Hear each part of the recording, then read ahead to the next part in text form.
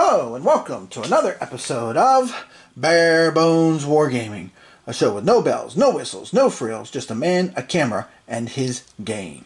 Today's episode, we are going to do an unboxing of a brand new game that just came out. One of my two favorite topics about World War II, as most of you know that watch my program often.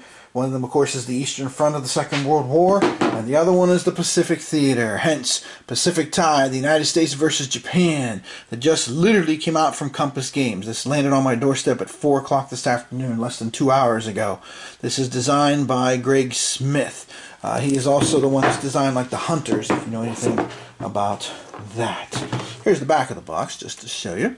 Okay, nice to display up there, the map and the pieces, the usual Compass things here. Okay, so notice solitaire suitability is 8 out of 10. I'll talk about that in a minute because I have read the rulebook online because it's been posted online for a while, and we'll see if there's any changes. Not in this video, of course, but I'll see if there's any changes from what was posted online to what we have now. Alright, so let's literally break the shrink wrap. Woo!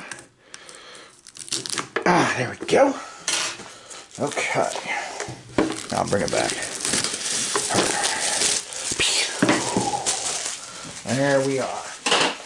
So, let's take a look. Now you can see here, it's a fairly thin box. This is supposed to be a strategic game. And I have been looking for a strategic game that is even smaller and faster to play than Fire in the Sky. That's what I'm hoping this will be.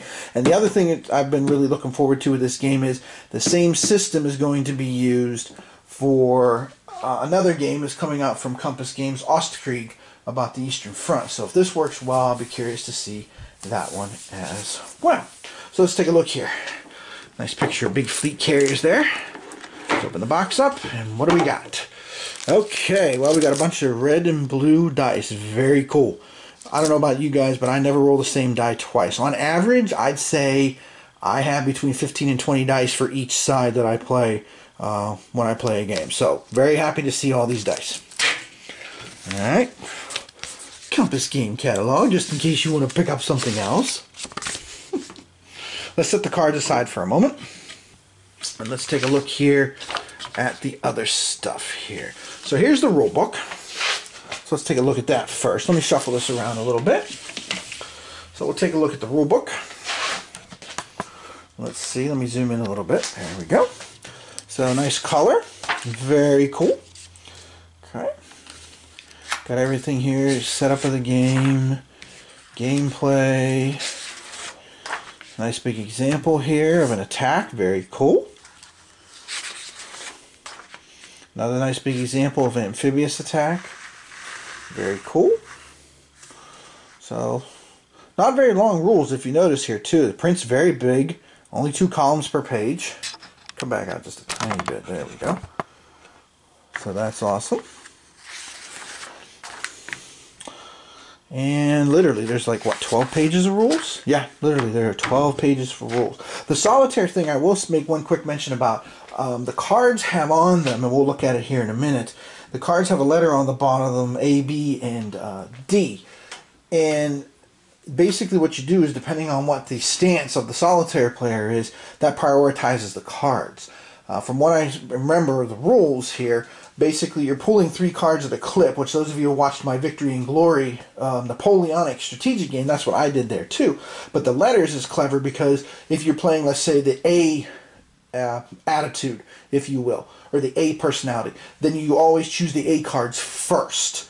And then you keep going through and setting them aside. So let's say that you have 3 cards like here, and I'll just show you the example in the rulebook here real quick, since I'm mentioning it. Because again, since I'm such a solitaire player, I, you know, that's what I do. But see the letters here, 2 B's and a D.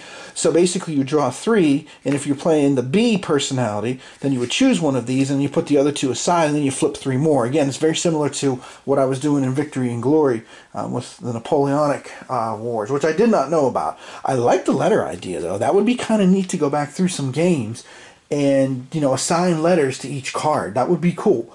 And see how that goes. So I'm curious to see how this plays because I like the idea. I don't know who came up with it, but I tip my hat to them because that's an interesting way of doing solitaire play. So very, very cool. Not to sound like Johnny Carson's wild, wild stuff. And here's the counter manifest in all bright color. And the back. Okay, very cool. So nice rulebook, very thin as you can see. Okay. All right. Next, what else do we got here? We'll save the cards for last. Okay, we got the player aid card here. Okay, this is the solitaire aid. So again, we'll take a look there at that. The strategic plan, the card priorities. So aggressive, balanced, defensive, card purchase priorities, very cool.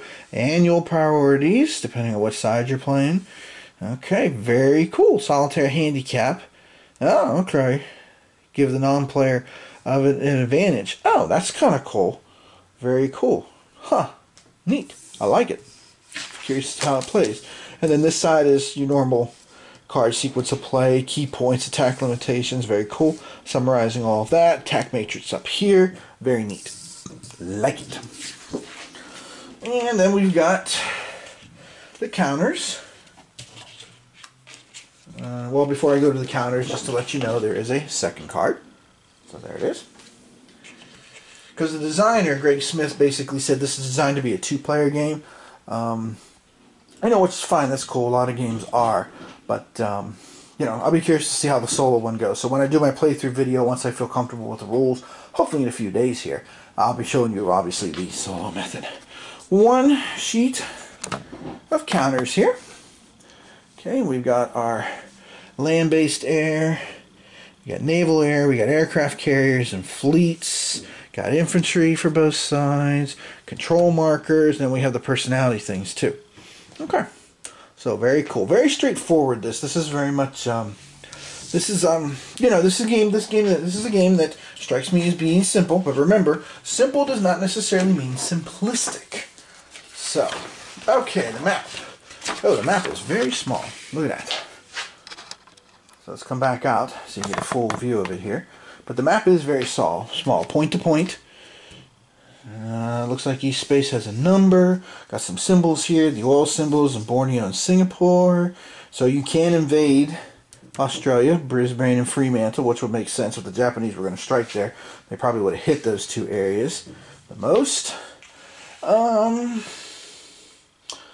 So, yeah, nothing going on in China. So notice this is just strictly a dealing with the Pacific theater. So the Chinese front, other than Indochina, is not built into this game at all. Because, of course, that could be a stepping stone to go to the Philippines if you choose to go that way, rather than the U.S. across the Central Pacific and then up through here, climbing the ladder through the Solomons, as it was referenced in the Time Life book, Island Hopping, I believe, was the volume on that. And I just throw that in because I mentioned that on Board Game Geek and nobody had any idea what I was talking about, climbing the ladder, heading towards Rabaul up here in New Britain and stuff. So just throwing it out there.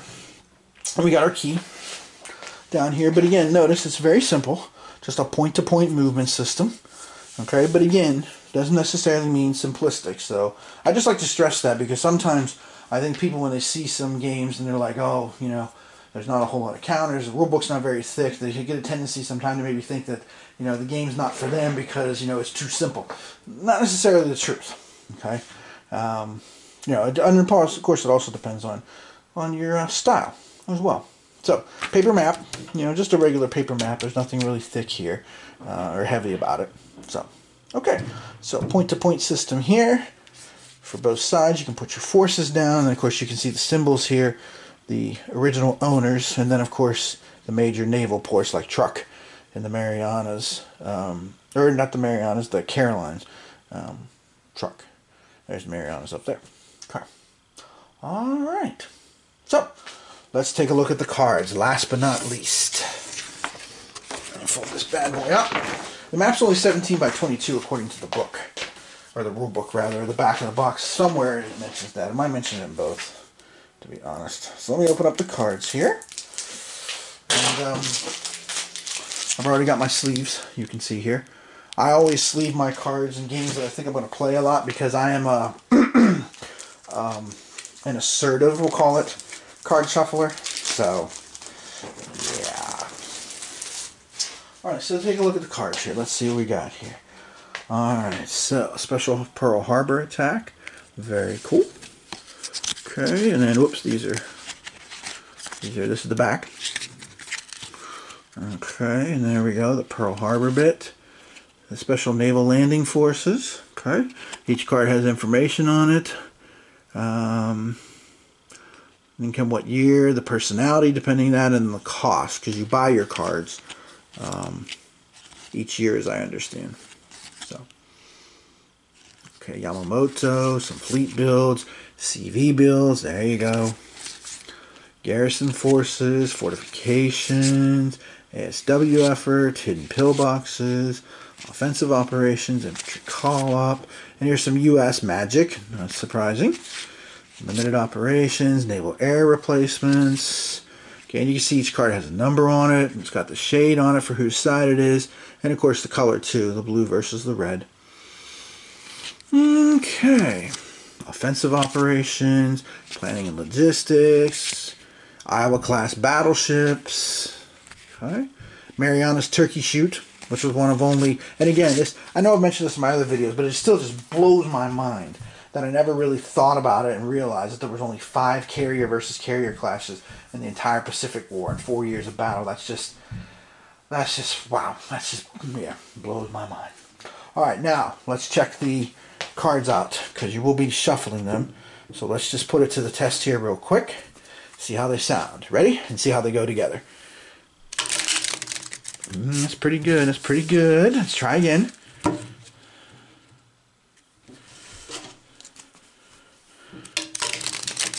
It's pretty decent. They sound pretty good. They're going together pretty well. Okay, that sounds pretty good. All right. So that's what's inside the box. What's in the box? Sorry. I won't even say what that's a reference to. If you don't get it, don't worry about it. Maybe not even ask anybody.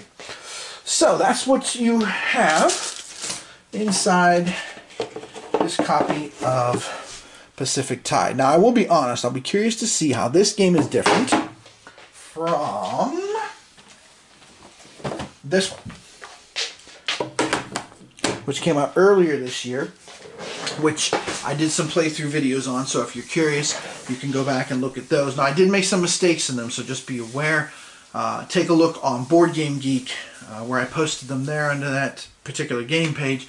There was someone who was going through and, you know, discussing the things that that I flubbed up on. So, and, you know, again, part of this is instructional, so I don't care.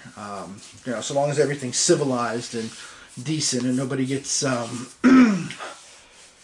ex-juvenile, so to speak. Sorry.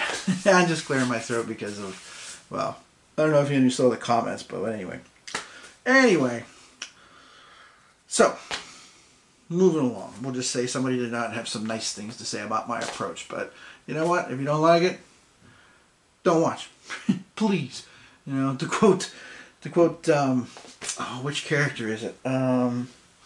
Charlie Dalton in Dead Poet Society, when Cameron's complaining about we could get caught. He's like, so don't come, please. Same thing. If you don't like my style, don't watch, please. So, anyway. So, feedback is always appreciated if I make mistakes, things I miss and stuff, because this is supposed to be part of the instructional. But again, I'll be curious to see how this plays. One thing, of course, I can say right away is this one you get to choose your cards. This one you shuffle and you're splitting the deck into half. So that'll be interesting to see how that plays. Because obviously, since you're choosing here, it's a little different, a little tougher solitaire-wise as opposed to this. Of course, this has the advantage of you do have an active Chinese front in that game. So we'll see. So we'll see here if this works out.